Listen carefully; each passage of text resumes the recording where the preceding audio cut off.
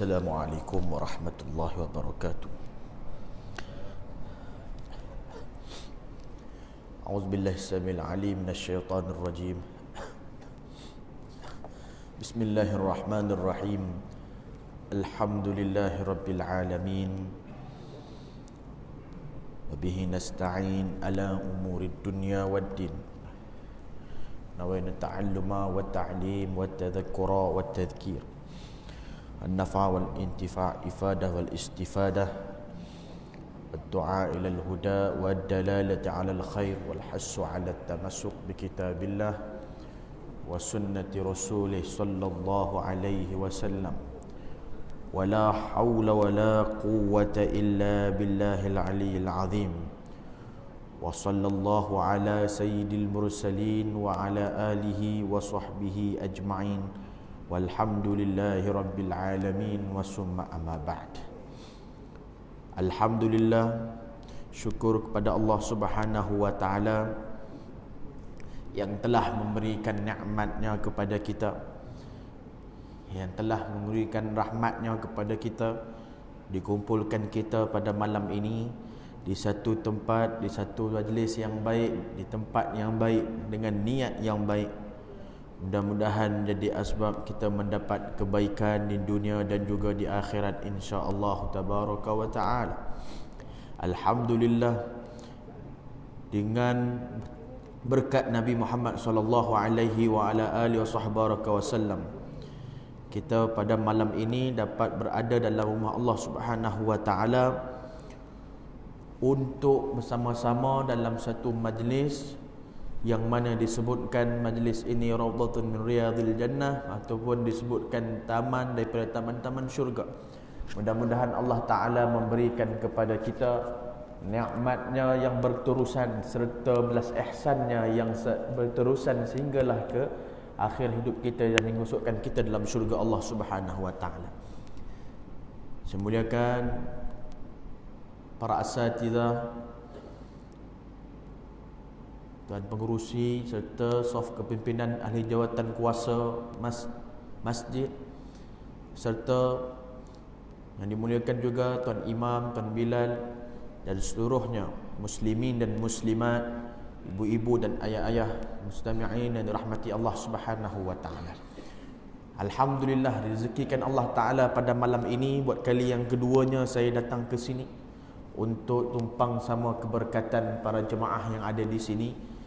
Jadi untuk mengisi masa kita yang ada ini untuk mendekatkan diri kita dengan Allah Subhanahu wa taala, sama-sama kita mengambil istifadah, mengambil keberkatan daripada bacaan kitab yang mudah-mudahan ini menjadi satu asbab untuk memasukkan kita dalam syurga Allah Subhanahu wa taala.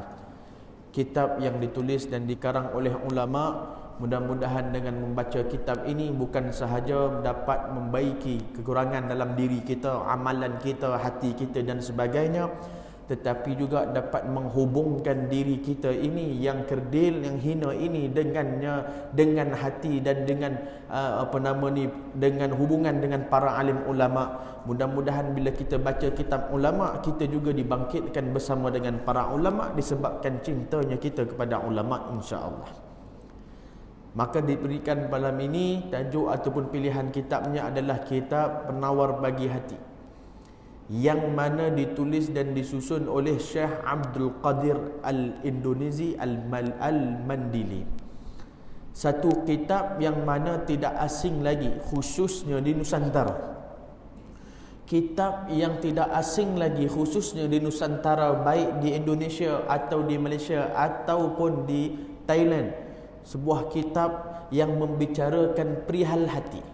Hati yang dimaksudkan dekat sini, tuan-tuan yang dimuliakan Allah Subhanahu wa taala, bukanlah hati yang berbentuk fizikal yang berada dalam badan kita.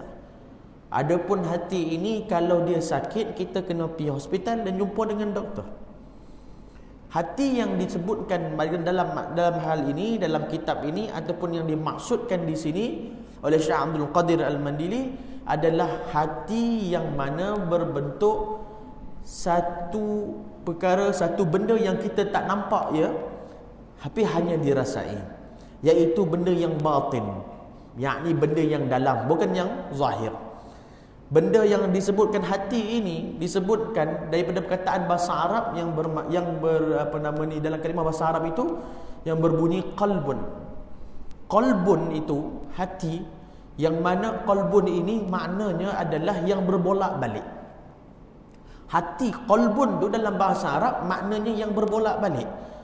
Hati tu kita boleh tengok, kita ni orang yang ada hati. Sekejap hati kita berbolak-balik kepada benda ni, kejap hati kita berbolak-balik kepada benda yang lain.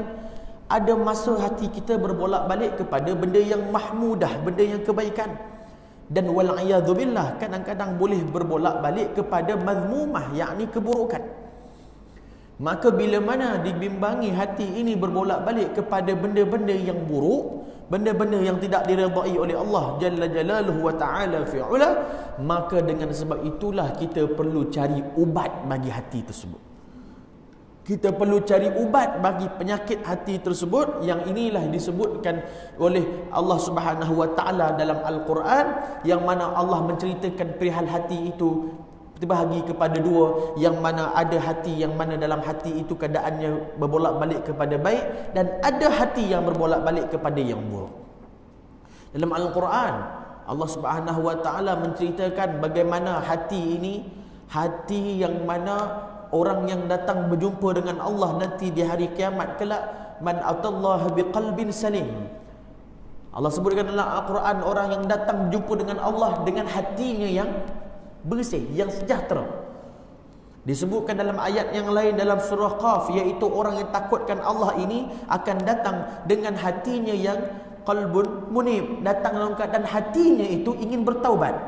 Maka banyak perihal hati disebutkan oleh Allah Ta'ala. Tapi dalam masa yang sama Allah juga beri peringatan bahawa adanya hati yang berbolak-balik kepada benda buruk.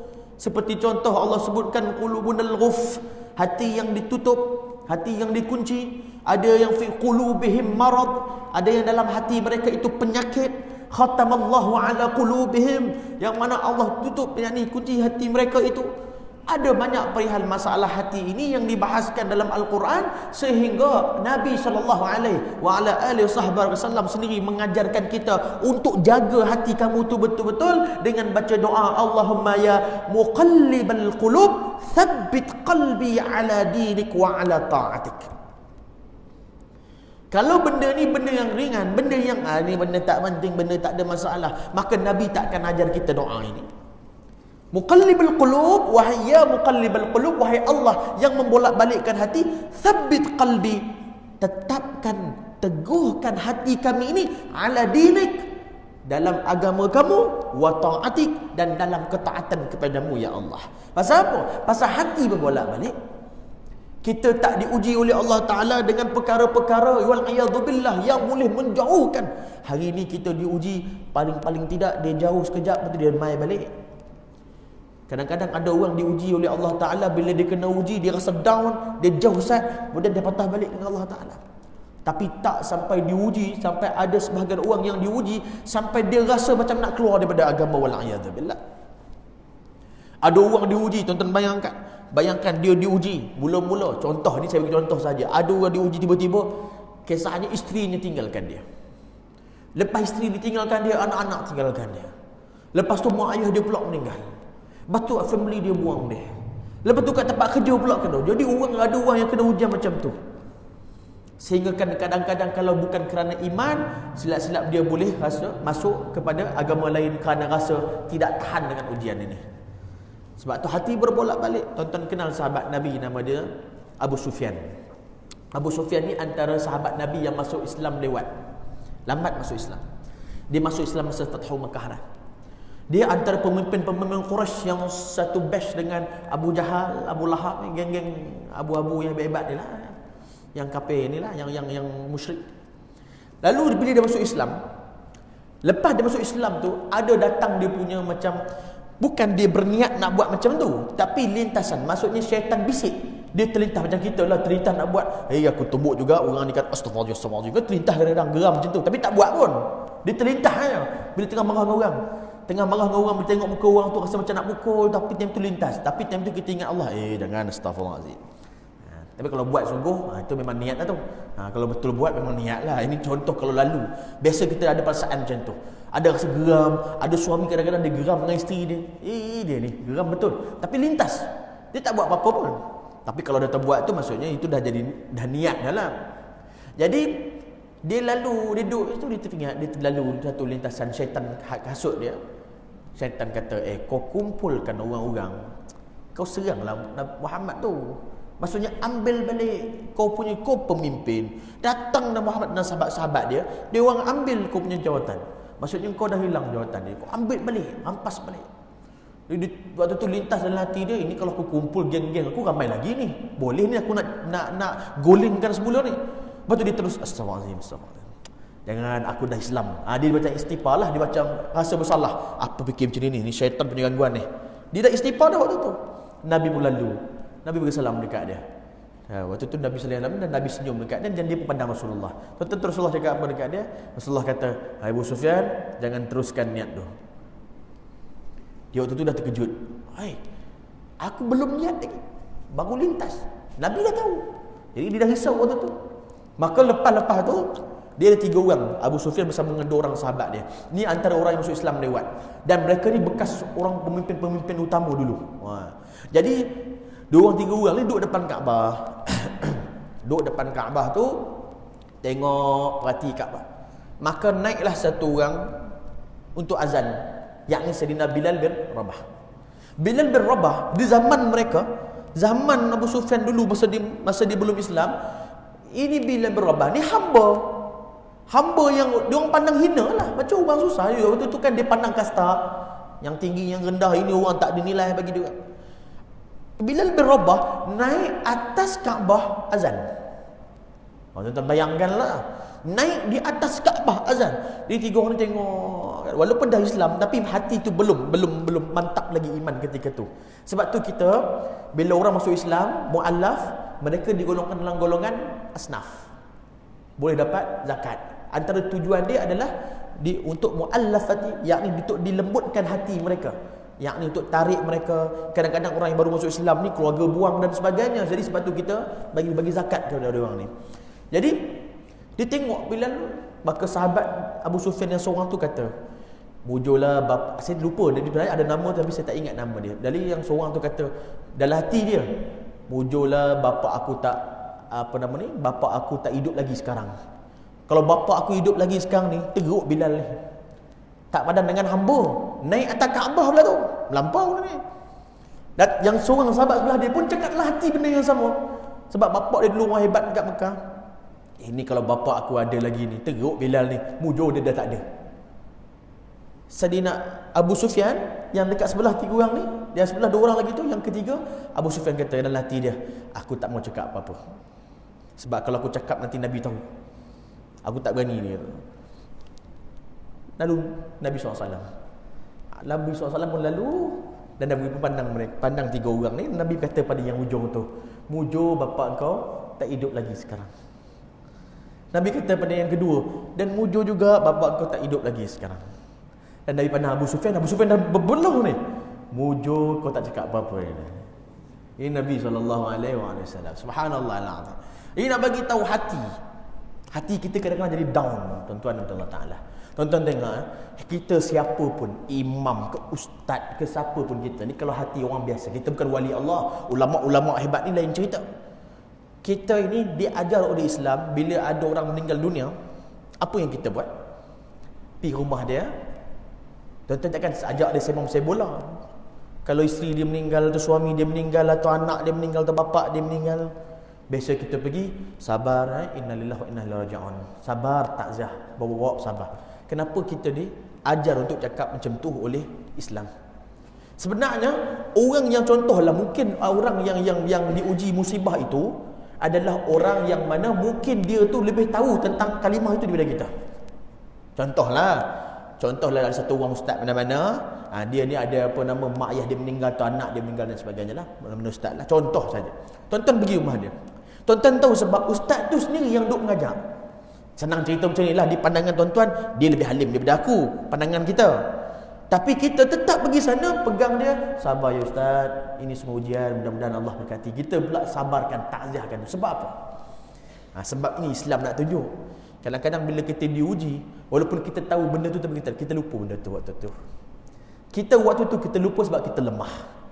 Hatta dia orang mengaji pun kadang-kadang, hatta dia orang masjid, hatta dia orang surau pun tak pernah miss 5 waktu pun, tapi bila diuji kadang-kadang dia jadi lemah. Situ syaitan kacau dia. Itu dia kacau, dia jadi macam serabut, sedih, diuji oleh Allah Ta'ala. Ada orang dalam keadaan sampai wal'iyadzubillah, ada yang bunuh diri pun ada. Sebab apa kadang-kadang? Sebab kewangan, sebab duit, sebab putus cinta pun ada. Ini semua yang hati tak kuat, yang tak dapat dia nak lawan dengan hasutan syaitan. Maka syaitan mula-mula sekali dia kacau dekat hati kita. Jadi hati tu yang dikatakan penyakit. Sebab tu kita nak tak nak, Nabi SAW ajar kepada kita ubat-ubat untuk kita rawat hati kita. Maka tak boleh seseorang itu hidup tanpa mengaji apa-apa benda yang berkaitan dengan hati. Dan hati, ilmu berkaitan hati ini, atau kita sebut tazkiyatun nafs, penyucian jiwa ini, inilah yang dipanggil cabang ilmu dalam Islam, yang merupakan juga asas dalam kita mengaji ilmu agama Islam yang 3 ini. Salah satunya yang kita mengaji bab hati yang diberi nama ilmu tasawuf. 3 asas ilmu yang wajib dipelajari, antaranya adalah syariah, fiqh, yakni hukum hakam. Kedua, ilmu aqidah, ilmu tauhid, mengenal Tuhan. Dan yang ketiga adalah ilmu tasawuf yang berkaitan dengan hati. Tapi kadang-kadang ada orang telah tersalah memahami tasawuf. Tasawuf itu bila mana disalah fahami, orang ingat tasawuf tu serban besar, jubah, janggut, dari bawa tasbih. Ini orang tarikat, orang sufi, orang berzikir. Ini tasawuf. Kita ni tak tasawuf sangat. Ini salah. Salah dalam memahami tasawuf itu. Tasawuf itu bukan pada pakaian. Tasawuf itu pada dalam. Ada orang yang mana hatinya, walaupun bukanlah kata semua, saya kata boleh jadi orang yang kadang-kadang tidak berserban pun hatinya lebih tasawuf daripada yang pakai serban.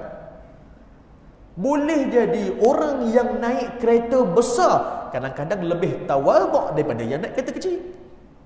Kerana dia bukan pada zahir, dia pada perkara yang melibatkan hati. Tuan-tuan, macam mana tuan-tuan boleh tahu orang tu riak ke ikhlas? Mana kita tahu? Tapi ada orang declare diri dia ikhlas. Dia datang bagi duit, ambil ni, ikhlas ni. Itu tanda tak ikhlas. Sebab ikhlas Allah Ta'ala je yang tahu. Tapi kita sebut kita ikhlas. Itu masalah tu. Padahal mana siapa yang tahu ikhlas tak ikhlas? Lillahi Ta'ala.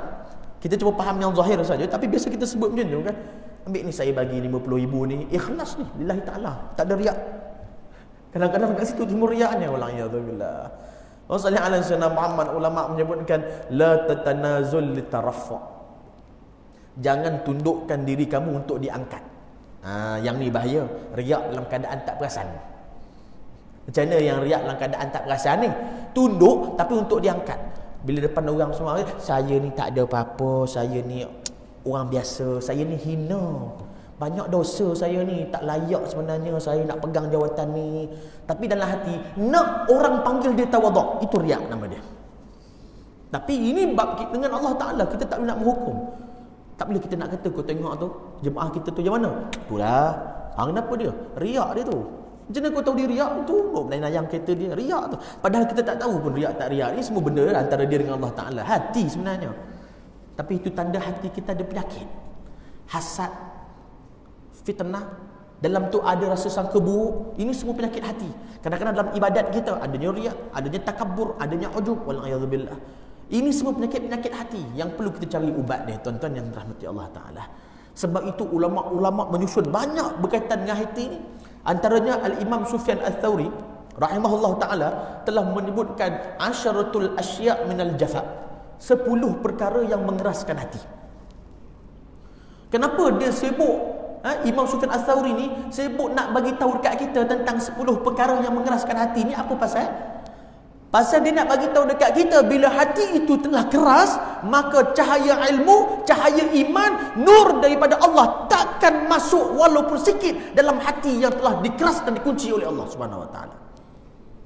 Sebab itu kalau ditegur dia tak mau terima, dinasihat dia tak mau terima. Apa sahaja benda yang melibatkan Allah, dia akan mengalirkan air mata. Dia tak rasa bersalah bila buat dosa. Bahkan dia bangga dengan maksiat. Pasal hati dah keras, Allah dah cop sebagai ahli maksiat. Wal'iyadzu billah. Mudah-mudahan Allah jaga kita daripada benda tu. Maka benda ni yang kita bimbang. Ada orang yang bila dengar ilmu tak masuk dalam hati dia, hanya lalu di telinga kanan keluar di telinga kiri, tak sikit pun tak menyirami hati dia, tak pun rasa lembut, tak rasa nak terima nasihat, tak rasa. Hatta kadang-kadang yang menasihatinya itu adalah nasihat yang betul. Kadang-kadang di sini kita diuji bila kita dinasihati oleh orang yang kita rasa lebih rendah daripada kita. Contoh yang paling besar, seorang suami, isteri nasihat. Kadang-kadang di situ ego kita kacau kita. Bayangkan isteri pesan, bang, janganlah bang buat benda ni bang, tak elok bang, pergilah masjid bang. Abang time-time maghrib ni lah nak lepak, nak sembang dengan kawan-kawan dekat depan rumah. Orang lalu lalang bang. Awak yang mengajar saya yang tu datang perasaan tu. Awak yang nak mengajar saya tau. Syurga awak dekat bawah tapak kaki saya tau. Macam syurga tu dia punya. Suka hati je bawah tapak kaki dia. Tapi benda ni mengaku kan ego. Seorang ayah kalau dinasihati oleh anak, situ akan datang rasa kita punya ego ataupun keras hati. Sebenarnya kalau nasihat itu baik, kita terima. Cuma kalau nasihat itu datang dengan cara yang tak baik, kita boleh tegur dia untuk mengajarkan dia cara menegur, itu sahaja. Tapi nasihat itu boleh diambil kalau betul kita buat. Seorang guru, kita jadi seorang guru, anak murid tegur, bukan senang. Kita yang mengajar dia, tiba-tiba dia datang, ustaz, cikgu, salah tu cikgu, sebenarnya minta maaf cikgu, tadi saya dengar cikgu sebut tu salah. Macam mana kau tahu salah? Aku yang ajar kau tahu betul salah. Kau pula nak bagi aku tu. Dia main perasaan tu, Sayyidina Muhammad. Tentu benda ni jadi susah sikit. Sallallahu Sayyidina Muhammad. Saya pernah sekali Sallallahu Muhammad dekat tempat saya lah, bukan kat sini, kat negeri ni lah, kampung saya. Ada satu imam tu jadi baca. Jadi dia baca, dah lama dah saya perasan. Waktu tu saya baru balik ngaji, saya dengar dia berasa baca idza ja terus dia dengung tak kena tempat idza ja nasrullahi wal fath wa ra'aitan nasa yadkhuluna fi dinillahi afwaja fasabbih bihamdi rabbika wastaghfir innahu kana tawwaba. Lama benar dengar dia dengung kat situ. Saya kata, ini bukan dengung, tapi kita pun dah dengar. Mungkin dia tersilap, tapi dengar dia masalahnya setiap maghrib baca ayat tu. Jadi kita memang perasan lagi-lagi dia tu dengar. Kita pergi jumpa, bagi tahu kat dia. Dengan cara yang sangat sopan, dengan cara yang sangat beradab, bukan depan orang, dalam bilik lagi. Just nak duduk, minta maaf. Tak berapa kali minta maaf tak tahulah. Susun ayat ni, nak cakap ni. Nak bagi tahu kat situ lah. Pasal kita dah mengaji, kalau tak cakap, tak boleh. Susun ni nak cakap ni. Elok kita minta maaf. Lama nak minta maaf, nak susun, nak seketul tu kan. Dah habis cakap bersama gini, dia senyum. Dia senyum, geleng kepala. Kita pun nampak dia senyum, okey lah. Sekali dia pun mula cakap, kita ni masalah budak-budak muda sekarang. Baru mengaji 3-4 tahun nak tegur orang dah. Saya tengok, alamak, dia tak setuju rupanya. Maksudnya dia tak mau terima rupanya. Saya pun kata, tak, saya tak ada niat macam tu. Inilah masalah dia kata. Saya ni dah berpuluh tahun jadi macam ni. Jadi disebut-sebut benda tu lah, tuan-tuan faham lah kan. Jadi saya pun malah nak panjang cerita. Okey, tak apalah, saya pun minta diri. Susah. Betul dia main sama makan garam dulu. Main benda tu lah, benda-benda tu. Agak berat sikit sebenarnya. Kita hanya nak beritahu sebenarnya nasihat dalam Islam ni tidak kira siapa. Kadang-kadang walaupun kita hebat macam mana pun, hebat apa sekalipun kita ni, kadang-kadang itu Allah hantarkan satu orang yang lebih tua, yang lebih banyak pengalaman untuk bagi tahu kita jalan dalam nak meniti kehidupan ni. Kalau hebat macam mana, pangkat, ada orang umur berapa? Umur saya 35. Apa pangkat? Pegawai sekian-sekian. Tapi kena ingat, yang depan dia tu ada satu orang mungkin umur 70 yang lebih tahu tentang jalan liku-liku kehidupan. Kadang-kadang perlu ambil nasihat, perlu dengar juga. Macam mana cara dia gini. Okey, yang ni pun pakcik ni pun bagi tahu sebenarnya dalam berkahwin kena sabar. Begitu tentang alam perkahwinan, mungkin dia lebih pengalaman. Lepas tu pula pakcik tu pula kena ambil nasihat daripada dia juga dalam bab-bab yang berkaitan dengan hal ehwal yang bidang dia. Contohnya dia apa? Dia pegawai dekat mana? Dekat contohlah dekat kebajikan masyarakat ke apa. Pakcik ni pergi kat sana. Dia pun terang, pakcik untuk mohon ni pakcik kena isi borang. Tak. bukan macam tu cara dia. Siapa yang kerja di Bintang Syarikat ni? Pakcik ke saya? Awak lah, tapi saya lebih tu dan saya lebih tahu. Tak betul lah macam tu. Ini bidang masing-masing lah. Sebab tu yang ni ambil nasihat daripada yang ini, yang ini ambil nasihat daripada yang ini. Ini masalah dalam bab hati. Kita harap sangat Allah Ta'ala bagi kita segala cara. Allah tahu tuan-tuan. Allah Maha mengetahui. Kadang-kadang Allah hantar nasihat kepada kita dalam pelbagai cara. Pelbagai cara. Ada orang yang mana datang orang nasihatkan dia dengan cara mulut, dengan cara lisan, tapi dapat hidayah. Ada. Ada orang yang mana tak makan dengan nasihat. Allah hantar dengan cara lain. Tuan-tuan perasan tak, kadang-kadang ada orang, mungkin kita sendiri pernah kadang-kadang ada satu orang, ni contoh je saya buat ni, dia pernah bawa kereta. Bawa kereta sampai dekat traffic light. Sampai kat traffic light dia pun berhenti. Masa tengah berhenti tu buka radio sekejap. Buka radio, dengarlah, buka-buka, tekan-tekan, kebetulan pula radio Hakim contohnya. Tiba-tiba ada satu ustaz time tu tengah ceramah, tengah kuliah. Dia pun dengar, maka ustaz tu pun bercakap, sallallahu alaihi wasallam, contohnya ustaz tu pun kata, sampai dekat part yang dia buka tu, tuan-tuan dan para pendengar yang dimuliakan Allah Ta'ala, maka sebab itulah kita perlu untuk menjaga hati ibu dan ayah. Jangan seksa mereka dengan kerinduan. Mereka tidak pernah berenggang dengan kamu walau satu saat ketika kamu kecil, tapi kamu sesekali sangat senang untuk berjauhan dengan mereka ketika kamu besar. Ingatlah ibu bapamu, sesungguhnya air mata mereka mampu menghalangmu daripada mencium bau syurga. Nasihat tu bukan orang nasihat kat dia pun, radio. Tapi dia pun teringat, Allah, lamanya aku tak tengok mak ayah aku. Nanti nasihat. Itu sebenarnya bukan ustaz tu nasihat, Allah nasihat dia tu. Tapi melalui radio. Kadang situ dia dapat hidayah kadang. Mengalir air mata dia, terus balik kampung. Ada macam tu. Sayyidina Muhammad. Ada orang yang bukan radio, tak dengar suara apa-apa pun, tengah buat kereta, contohlah kata flight yang sama contohnya kan. Tengok kanan, nampak situ ada satu orang tengah kat bus stop. Nampak orang tu kokong mak dia ni atas bau dia, dukung ni bawa merata suap makanan. Dia tengok, Allah, anak ni sampai ketua mak dia bakti dengan mak dia, dia pun terus teringat mak dia dan balik. Ini hidayah Allah Ta'ala. Allah hantar dalam pelbagai cara, pelbagai bentuk. Ada orang yang perlu pergi rumah dia, jomlah kita pergi masjid. Sampai jemaah-jemaah tabligh perlu ketuk pintu rumah dia, jomlah kita masjid. Ada yang kena hambat pun ada yang kena keluar pagang pun ada. Ini ujian lah ni jemaah masjid, jemaah tabligh nak bawa orang pergi masjid ni. Ada yang keluar tongking dengan bawa keluar pagang pun ada. La ilaha illallah. Orang tu ajak pergi masjid, bukan ajak pergi buat maksiat, ajak pergi masjid je pun, bukan dia minta duit pun kan. Tapi orang marah selalunya. Jadi ada orang kena pergi macam tu. Ada orang yang Allah sallallahu alaihi wasallam Muhammad, Allah hari-hari, dalam bahasa kiasannya kita katakan dia ni masjid ni hari-hari panggil dia. Hari-hari. Kadang-kadang Allah buka jalan tu kan. Tuan-tuan tahu buka jalan macam mana? Kebetulan dia lalu kat jalan tu, dia tengah bawa kereta daripada mana-mana. Dia lalu jalan tu, kebetulan masa dia lalu tu, dia lalu kawasan masjid. Dan kebetulan masa dia lalu tu, Allah takdirkan waktu masuk waktu tu. Dia lalu, elok dia nak sampai lalu ke masjid tu, dia nak straight ni. Allahu Akbar, Allahu Akbar. Azan. Allah buka jaluan kat situ. Dah lalu dah. Dah sampai depan dah. Dah azan pun. Masuk mayang kejap. Straight. Maksud kat sini bukan Allah tak bagi hidayah, dia yang tak mau sambut hidayah tu. Jangan salahkan Allah atas hidayah. Bapa, banyak orang yang cakap saya belum berubah, saya tak dapat hidayah. Hidayah tu ada, kita tak sambut hidayah, maka bukan salah Allah, salah kita. Sebab tu kita yang akan dipertanggungjawabkan depan Allah Subhanahu Wa Taala. Kita bukan duduk dalam hutan, kita bukan duduk tempat yang jauh dengan Islam, kita bukan duduk tempat yang tak ada masjid. Kita duduk dekat tempat yang ulama ada, masjid ada, jabatan agama ada, bahkan Islam sebagai agama rasmi di tempat kita. Tapi tetap orang tu kata tak dapat hidayah, maka dia sebenarnya berdusta atas nama agama Allah Ta'ala. Tak sepatutnya dia kata macam tu. Ini tuan-tuan yang muliakan Allah Subhanahu Wa Ta'ala. Maka sebab itulah ulama-ulama susun kitab-kitab ini sebenarnya tujuan dia untuk kita merawat hati. Baik saya yang bercakap, baik tuan-tuan yang mendengar, kita semua dalam satu jalan menuju ke jalan Allah Subhanahu Wa Taala, jalan yang ditunjukkan oleh Rasulullah. Tidaklah yang berada di depan yang bercakap lebih mulia daripada yang bawah yang mendengar. Kita semua sama.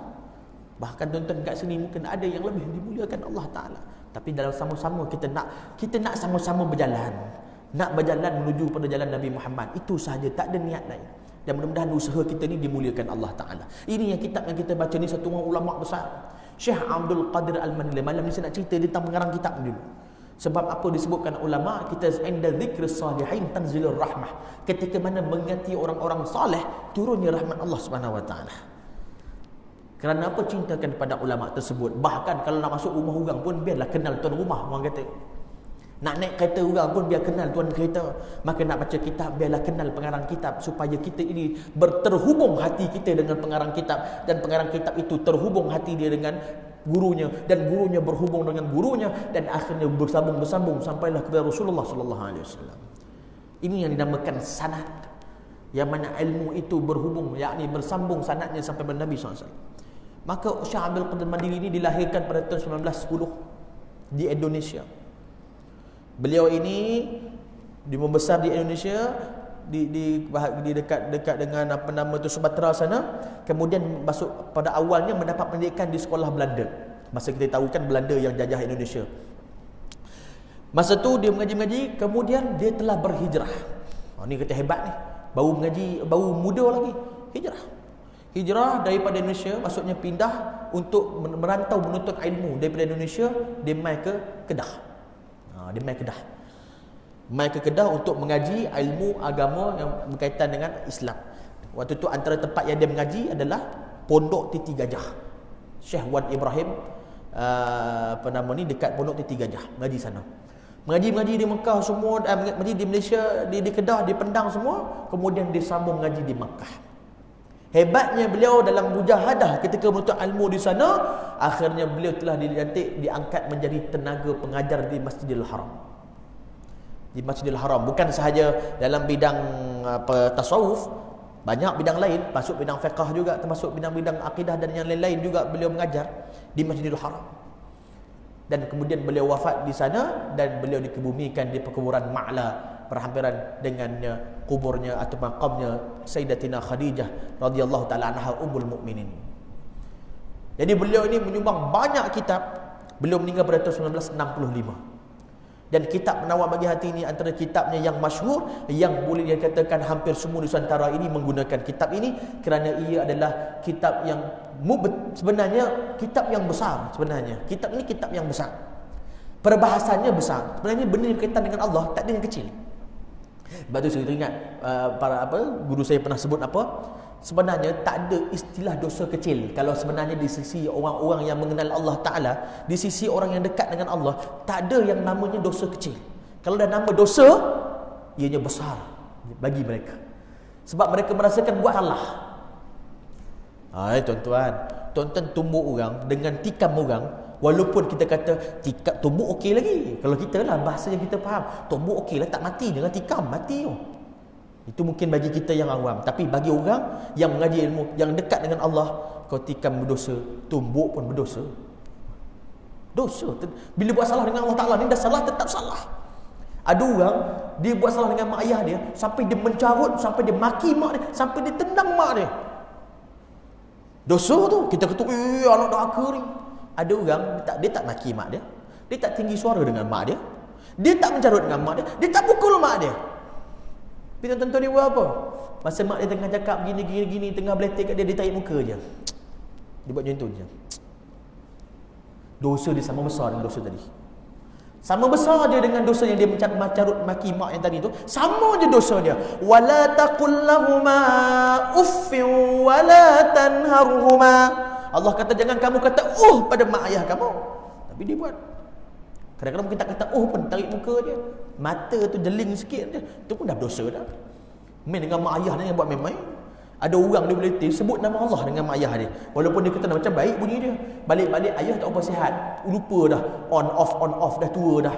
Kadang-kadang tu orang tua tu terkencing ke apa ke, ataupun kat kapet, ataupun jatuh pinggan ke apa, dia balik-balik la ilaha illallah ayah ni. Ayah oi, Allahu akbar. Nampak macam sebut nama Allah, dia sebut dalam keadaan dosa tu. Sebab dia waktu tu sebut dalam keadaan meremehkan ayah dia, dosa dia sebut tu. Tapi nampak macam bagus. Astaghfirullahalazim mak oi, apa buat mak ni?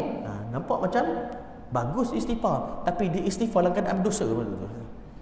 La haula wala quwata illa billah. InsyaAllah pada penulis susun kitab ni, nampak kitab ni mubtadi'. Kitab mubtadi' ni maksudnya kitab yang permulaan. Dalam ni bahas benda yang ringkas, benda yang simple insyaAllah. Dibahas pasal kita nak kena jaga anggota yang mana yang anggota tu memberi kesan kepada hati. Contohnya macam mata, telinga, lisan, mulut, perut, kemaluan, kaki. Ini semua benda-benda yang melibatkan, yang mana kalau buat dengan benda ni semua akan dijadikan hujah oleh Allah Ta'ala di hari akhirat. Contoh ingat oleh Allah sebut al-yawma nakhtimu ala afwahihim, yang mana hari itu kami kuncikan mulut-mulut mereka, wa tukallimuna aydihim, yang akan berkata adalah tangan mereka, wa tashhadu arjuluhum, kaki mereka akan jadi saksi di atas apa yang mereka buat, bima kanu yaksibun, apa yang mereka lakukan di dunia ini. Maka sebab itu tuan-tuan yang dimuliakan Allah Jalla Jalaluhu wa Ta'ala fi'ula, ulama-ulama mereka bermujahadah untuk siapkan kitab ini bagi memudahkan kita. Kita dalam ni dah ada, cuma perlu juga dibaca dengan syarah. Kenapa? Kalau kita baca sendiri, kadang-kadang perkataan tu dah jelas, tapi takut kita yang salah dalam memahami. Macam tuan-tuan tahu handphone sekarang, kalau tulis WhatsApp, salah baca intonasi boleh gaduh. Padahal orang tu bagi tahu dengan baik sebenarnya, tapi kita baca salah faham. Lagu kita baca tu intonasi dia lagi, maka boleh bergaduh, boleh masam muka. Jadi sama juga dalam memahami kitab. InsyaAllah saya akan cuba untuk sedaya upaya saya. Maksudnya setakat yang saya tahu, saya pun tak banyak sangat yang maksudnya ilmu ni, tapi cukuplah yang saya tahu tu, yang saya pernah mengaji, saya nak share saja, nak sebarkan biar ada manfaat khusus untuk diri saya sendiri sebenarnya dan tuan-tuan yang mendengar ni. Kalau saya ada salah dan silap, saya mohon maaf banyak-banyak. Kalau saya ada terkasar bahasa, saya mohon maaf. Kalau ada kurang adab pun saya mohon maaf. Kita hanya nak ambil manfaat untuk kita dapat redha Allah di dunia dan juga di akhirat, tuan-tuan yang dimuliakan Allah Ta'ala. Mudah-mudahan Allah beri kesabaran kepada tuan-tuan dan berikan ganjaran pahala menuntut ilmu itu seperti mana jihad fisabilillah, insya-Allah. Mohon maaf sekali lagi. Wabillahi taufik. Wassalamualaikum warahmatullahi wabarakatuh. Wal afwan minkum. Wallahu a'lam.